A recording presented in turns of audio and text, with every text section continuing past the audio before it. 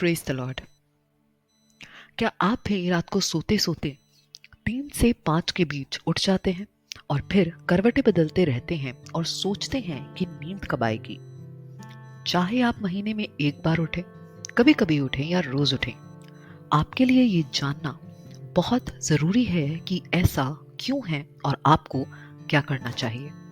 क्योंकि अगर आप इस समय का सही उपयोग करें तो ना केवल आप परमेश्वर के और करीब होंगे, बल्कि परमेश्वर आपको हर काम में, हर क्षेत्र में आगे बढ़ने का रास्ता भी दिखाएंगे। पहले समझते हैं 3 AM से 5 AM के टाइम के बीच की इंपॉर्टेंस। अगर आप भी इस टाइम में उठते हैं या सो नहीं पाते तो ये जानकर आपको आश्चर्य होगा कि आप परमेश्वर द्वारा चुने गए हैं पहरेदार की पोजीशन के लिए। Yes, you are chosen by God. बिल्कुल उसी तरह जैसे शमूएल यानी सैमुअल को परमेश्वर ने रात को पुकारा और उससे बातें की, उसे बताया कि आगे क्या होने वाला है।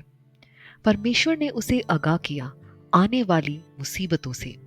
परमेश्वर उसे बार बार पुकारते रहे, लेकिन वो परमेश्वर की आवाज को पहचान ना सका, क्योंकि शमूएल अभी तक प्रभु को नहीं जानता था। प्रभु ने अभी तक उससे सीधे बात नहीं की थी। 1 शमूएल 3। फिर तीसरी बार प्रभु ने शमूएल को पुकारा और वो उठकर एली के पास गया और कहा, क्या आज्ञा? तूने मुझे पुकारा है? तब एली ने समझ लिया कि इस बालक को प्रभु ने पुकारा है। इसलिए एली ने शमूएल से कहा, जा लेटा रहे, और यदि वो तुझे फिर पुकारे तो तू कहना, हे प्रभु कहो, क्योंकि आपका दास सुन रहा है। तब शमूएल अपने स्थान पर जाकर लेट गया। लेकिन यहाँ सबसे इंपॉर्टेंट बात यह है कि परमेश्वर आपसे तब बात करेंगे जब आप सुनने को तैयार होंगे। तब प्रभु आ खड़े हुए। उसने पहले के समान शमूएल को पुकारा, शमूएल, शमूएल। शमूएल ने उत्तर दिया, प्रभु बोल, मैं तेरा सेवक सुन रहा हूं। प्रभु ने शमूएल से कहा, मैं इज़राइल में ऐसा कार्य करने वाला हूं कि उसके विषय में जो भी सुनेगा उसका कलेजा दहल जाएगा। जब आप भी रात को स्पेशली 3 से 5 के बीच उठते हैं तो परमेश्वर आपको कुछ बताना चाहते हैं, चेताना चाहते हैं। आप परमेश्वर द्वारा चुने गए हैं। आपको एक पोजीशन दी जा रही है, एक ओहदा दिया जा रहा है। इसे इस तरह समझें कि अपने राज्य में, अपने किंगडम में परमेश्वर ने आपको चुना है वॉचमैन की पोस्ट के लिए, यानी पहरेदार की पोस्ट के लिए। और ये एक बहुत ही इंपॉर्टेंट और पावरफुल पोजीशन है, और थोड़ी देर में हम इसकी रिस्पॉन्सिबिलिटीज को भी समझेंगे। लेकिन आप जान लें कि ये कोई साधारण काम नहीं है, और अगर पहरेदार अपना काम सही से नहीं करता तो परमेश्वर उसे उसके लिए जिम्मेदार ठहराएंगे। यहेजकेल 33। यदि पहरेदार ये देखता है कि उसके देश पर शत्रु का आक्रमण होने वाला है और वो जनता को सावधान करने के लिए नरसिंगा नहीं फूंकता है और लोग सावधान नहीं होते हैं, और शत्रु का आक्रमण होने पर यदि एक भी व्यक्ति उसकी तलवार से मारा जाएगा तो मरने वाला यदि अपने अधर्म में मरेगा तो भी मैं पहरेदार को उसकी मौत का जिम्मेदार ठहराऊंगा और उससे खून का लेखा लूंगा। बाइबल 3 से 5 यानी 3 AM to 5 AM को कहती है नाइट वॉच या फोर्थ वॉच, जो सनराइज से कुछ देर पहले होता है। माना जाता है कि इस समय में स्पिरिचुअल एक्टिविटीज बहुत ज्यादा होती हैं। अविश्वासी लोग इसे डेविल्स आर भी कहते हैं, जिसमें शैतान पूरी तरह से एक्टिव होता है। जब हम पुराने नियम में देखते हैं तो ये रिस्पॉन्सिबिलिटी प्रॉफिट्स यानी नबियों की थी। वहीं नए नियम में ये पोजीशन चर्च लीडर्स को सौंपी गई, और इसलिए कहा गया है इब्रानियों 13 में, आपके धर्म नेताओं को रात दिन आपकी आध्यात्मिक भलाई की चिंता रहती है, क्योंकि वो इसके लिए उत्तरदायी हैं।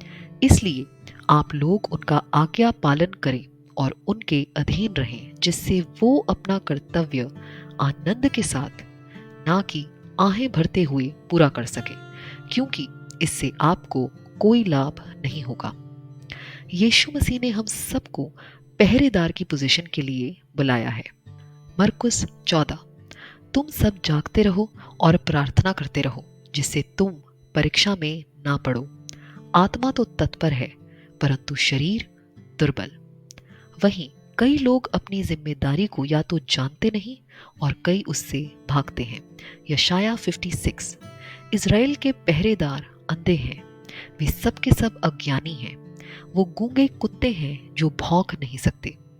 उन्हें पड़े पड़े नींद में स्वप्न देखना प्रिय है। वे एक दूसरे से कहते हैं, आओ शराब ले आएं, हम शराब पीकर छक जाएं। कल का दिन भी आज के समान अत्यंत सुहावना होगा। दुनियावी बातों से दूर रहकर आपको अपने कार्य को करना है। अविश्वासियों की तरह ना बने। आप जानते हैं कि सबसे ज्यादा चोरियां रात को ही होती हैं और उसी के विषय में लिखा भी है। यहां तक कि बाइबल बताती है कि यीशु मसीह की वापसी भी इसी समय होगी जब कोई एक्सपेक्ट नहीं कर रहा होगा। मत्ती 24। ये अच्छी तरह समझ लो, यदि घर के स्वामी को मालूम होता कि चोर रात के किस पहर आएगा, तो वो जागता रहता और अपने घर में सेंध लगने नहीं देता। इसलिए तुम भी तैयार रहो, क्योंकि जिस घड़ी की तुम कल्पना भी नहीं करते, उसी घड़ी मानव पुत्र आ जाएगा। बाइबल हमें बताती है कि ये टाइम कितना पावरफुल है और लोगों को कितने स्पिरिचुअल अनुभव होते हैं इस समय में। यहाँ तक कि यीशु मसीह भी तीसरे दिन जब मुर्दों में से जी उठे, वो इसी समय के बीच था, क्योंकि देखिए लिखा है मरकुस 16। विश्राम दिवस के समाप्त होने पर मरियम मगदलिनी, याकूब की माता मरियम और सलोमी ने सुगंधित द्रव्य खरीदा ताकि वो जाकर यीशु के शरीर का विलेपन करें। वो सप्ताह के प्रथम दिन बहुत सवेरे सूर्य उदय होते ही कब्र पर पहुंची।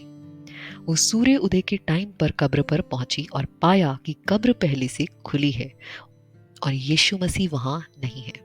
किंतु जब उन्होंने ऊपर दृष्टि की तो देखा कि वो पत्थर हटा हुआ है। ये पत्थर बहुत बड़ा था। वो कब्र के अंदर गई और ये देखकर आश्चर्यचकित रह गई कि श्वेत वस्त्र पहने एक नवयुवक दाहिनी ओर बैठा हुआ है। किंतु उसने उनसे कहा, आश्चर्यचकित मत हो, आप लोग नासरत निवासी यीशु को ढूंढ रही हैं, जो क्रूस पर चढ़ाए गए थे। वो जी उठे हैं। जिसका मतलब है कि ये सब सूर्योदय से पहले हुआ, यानी चौथे पहर में। हम सब जानते हैं कि यीशु मसीह पानी पर चलते हुए अपने शिष्यों के पास नाव पर पहुंचे, पर यह कौन सा टाइम था? बाइबल क्लियरली बताती है मत्ती 14 में, रात के चौथे पहर यीशु झील पर चलते हुए शिष्यों की ओर आए। क्या आपने सोचा है कि बाइबल इस टाइम को क्यों बता रही है? ऐसा भी कहा जा सकता था कि रात को यीशु मसीह पानी पर चले, पर नहीं, इस टाइम को एकदम क्लियरली बताया गया है कि रात के चौथे पहर में ऐसा हुआ। रात का चौथा पहर यानी रात के 3 से 5 का टाइम, सूरज उगने से पहले। बाइबल में कुछ भी ऐसे ही नहीं लिखा है। हर चीज, हर बात आपको कुछ समझाने और सिखाने के लिए लिखी गई है। इस टाइम में ही आपकी लाइफ में मिरेकल्स होंगे। इस टाइम में ही परमेश्वर आपसे बात करेंगे और रास्ता दिखाएंगे। यीशु ने कहा, आ जाओ। पतरस नाव से उतरा और पानी पर चलते हुए यीशु की ओर बढ़ा। देखिए, इसी टाइम में पतरस यानी पीटर भी पानी पर चलने लगा। परमेश्वर आपको इस टाइम की पावर समझाना चाहते हैं ताकि आप उसका इस्तेमाल कर पाएं। इस टाइम के बीच याकूब ने परमेश्वर के दूत के साथ लड़ाई की और उससे आशीष पाई। उत्पत्ति 32। उस मनुष्य ने कहा, मुझे जाने दे, सवेरा हो रहा है। याकूब बोला, जब तक तू मुझे आशीर्वाद नहीं देगा, मैं तुझे नहीं जाने दूंगा। देखिए, ये टाइम सवेरा होने से पहले का है, क्योंकि याकूब रात को अपना परिवार लेकर निकला था। याकूब उसी रात उठा। उसने अपनी दोनों पत्नियों और दोनों सेविकाओं एवं 11 पुत्रों को लेकर यब्बोक नदी का घाट पार किया। यानी याकूब की लड़ाई रात के चौथे पहर या वॉच आवर में हुई थी। लेकिन इसी टाइम में शैतान भी एक्टिव होता है, क्योंकि हम सो रहे होते हैं और कुछ कर नहीं सकते। यीशु मसीह ने इसे इस पैराबल या दृष्टांत से समझाया है। मत्ती 13। यीशु ने उनके सामने एक और दृष्टांत प्रस्तुत किया। स्वर्ग का राज्य उस मनुष्य के सदृश है जिसने अपने खेत में अच्छा बीज बोया था, परंतु जब लोग सो रहे थे तब उसका शत्रु आया और गेहूं में जंगली बीज बोकर चला गया। जब अंकुर फूटा और बालें लगी तब जंगली बीज के पौधे भी दिखाई पड़े। इस पर गृह स्वामी के सेवकों ने आकर उससे कहा, मालिक, क्या आपने अपने खेत में अच्छा बीज नहीं बोया था? तो उसमें जंगली बीज के पौधे कहां से आ गए? स्वामी ने उनसे कहा, यह किसी शत्रु का काम है। तब सेवकों ने उससे पूछा, क्या आप चाहते हैं कि हम जाकर जंगली बीज के पौधे एकत्र कर लें? स्वामी ने उत्तर दिया, नहीं, ऐसा ना हो कि जंगली बीज के पौधे एकत्र करते समय तुम गेहूं भी जड़ से उखाड़ डालो। कटनी तक दोनों को साथ साथ बढ़ने दो। कटनी के समय मैं लुनने वालों से कहूंगा, पहले जंगली बीज के पौधे एकत्र कर लो और जलाने के लिए इन्हें गड्ढे बांधो, तब गेहूं मेरे बखार में जमा करो।